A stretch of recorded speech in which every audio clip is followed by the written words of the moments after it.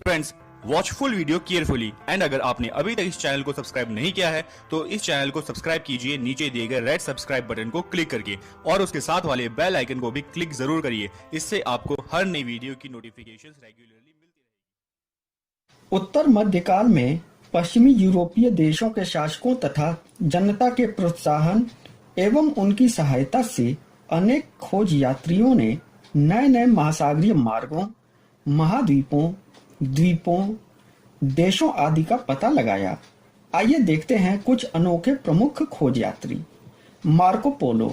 Marco Polo 13वीं शताब्दी का महान खोज यात्री था जिसने वेनिस से चलकर पश्चिमी एशिया और मध्य एशिया होते हुए पूर्वी चीन तक की यात्रा की तथा चीन से वियतनाम, मलाया, श्रीलंका और भारत होते हुए अफगानिस्तान तक की यात्रा की थी। वहां से वह अंततः वेनिस लौट आया।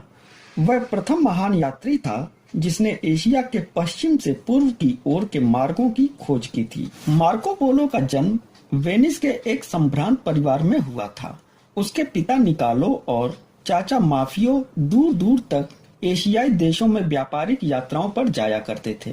17 वर्ष की आयु में मार्को पोलो अपने पिता और चाचा के साथ चीन की यात्रा पर निकला, जहां तत्कालीन शासक कुबलाई खान ने उन्हें आमंत्रित किया था।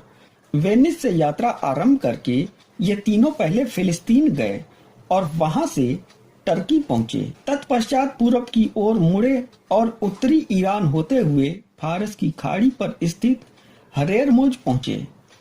वहां से ये लोग मंगोल की राजधानी के लिए उत्तर पूर्व की ओर चल दिए और अफगानिस्तान में बदकशा पहुंचे, जो अतिथियों के स्वागत सत्कार के लिए प्रसिद्ध था। बदकशा से प्रस्थान करके मार्को पोलो पामीर पठार से उत्तर पूर्व की ओर उतरते हुए सिक्यांग प्रांत पहुंचे। वहां से ये लोग टकला मकान के दक्षिणी पूर्वी मरुद्यान से होते हुए चीन और अंततः मंगोल की राजधानी पहुंचे और वहां के शासक कुबलाई खान को जेरूसलम का पवित्र तेल और पोप का पत्र प्रदान किया। लगभग 17 वर्ष तक तीनों यात्री कुबलाई खान के राज्य में रहे। Christopher Columbus. अमेरिका के अन्वेषकों के रूप में प्रसिद्ध क्रिस्टोफर कोलंबस का जन्म इटली के जिनेवा नगर में हुआ था। नौ संचालन में कोलंबस की बड़ी रुचि थी। वह अल्पायु में सागर तटीय व्यापारिक यात्राओं पर जाने लगा था। लगभग 25 वर्ष की आयु में वह लिस्बन में बस गया। अपने भाई के साथ रहने लगा जो एक मानचित्रकार था। लिस्बन में रहते हुए कोलंबस में नौ संचालन और मानचित्रांकन में काफी अनुभव प्राप्त किया। उसने अगले कुछ वर्षों में आइसलैंड और अफ्रीका के पश्चिमी तट की समुद्री यात्राएं की थी। क्रिस्टोफर कोलंबस द एली की पुस्तक इमेजियो मुंडी से काफी प्रभावित था, जिसमें यह बताया गया था कि पृथ्वी गोल है और पृथ्वी के सभी सागरीय भाग परस्पर जुड़े हुए हैं। उस समय तक टॉलमी द्वारा पृथ्वी के आकार की गणना मान्य थी, जो वास्तविकता से बहुत कम थी। इस प्रकार कोलंबस को विश्वास हो गया था कि पश्चिम की ओर समुद्री यात्रा करके जापान, चीन, भारत आदि देशों को पहुंचा जा सकता है। वह भारत से होने वाले मसालों के व्यापार के लिए लघु समुद्री मार्ग की खोज करना चाहता था। उसकी इस साहसिक अभियान की योजना जानने पर स्पेन की साम्राज्ञी इसाबेल ने कोलंबस के इस अभियान के लिए पूरी सहायता प्रदान की। कोलंबस अपने 90 नाविक साथियों को लेकर 3 अगस्त 1492 को स्पेन के पालोस समुद्र पत्तन से भारत के लिए प्रस्थान किया। वह कनारी द्वीपों से होते हुए पश्चिम की ओर आगे बढ़ता गया। 12 अक्टूबर 1492 को वह वाल्टिंग द्वीप पहुंचा और वहां से दक्षिण की ओर अनेक द्वीपों की खोज की, जिनका नाम पश्चिमी द्वीप समूह रखा गया। वहां से वह उत्तरी क्यूबा के तट से होता हुआ हिस्पेनियोला पहुंचा।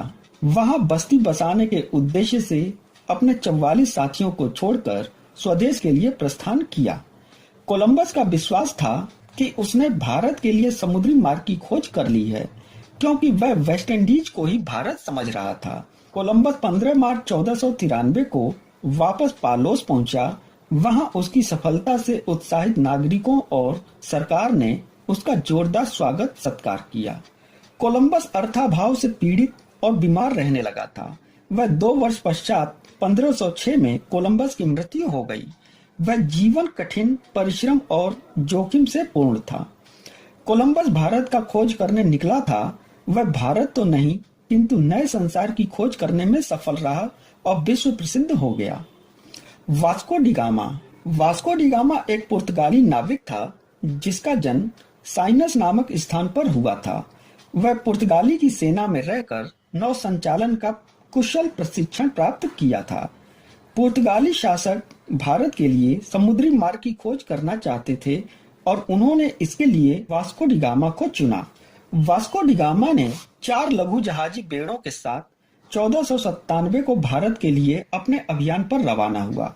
वह 96 दिनों तक बिना भूमि देखे लगभग 7200 किलोमीटर की समुद्री यात्रा करने के पश्चात अफ्रीका के दक्षिण पश्चिमी तट पर सेंट हेलेना की खाड़ी में पहुंचा। वहां उसे स्थानीय निवासियों के विरोध और संघर्ष का सामना करना पड़ा, जिसके कारण वहां से आगे यात्रा पर बढ़ गया। अफ्रीका के दक्षिणी छोर उत्तमाशा अंतरीप का चक्कर लगाते हुए वह जेम्बजी नदी के मुहाने तक पहुंच गया। वहां यात्री दल 1 महीना तक रुक गया। जब यह बड़ा मोजाम्बिक के तट पर पहुंचा तब उसने अरब व्यापारियों के 4 जलयान देखे जो सोने, चांदी, माणिक्य, लौंग, पीपल, अदरक आदि से भरे थे। अरब व्यापारियों ने इसकी सहायता की। मोम्बासा से वास्को डी गामा अपने यात्री दल के साथ अरब सागर को पार करते हुए भारत के पश्चिमी तट स्थित कालीकट बंदरगाह पर पहुंचा। पुर्तगाल से कालीकट पहुंचने में वास्को डी गामा को कुल 7 महीने का समय लगा था।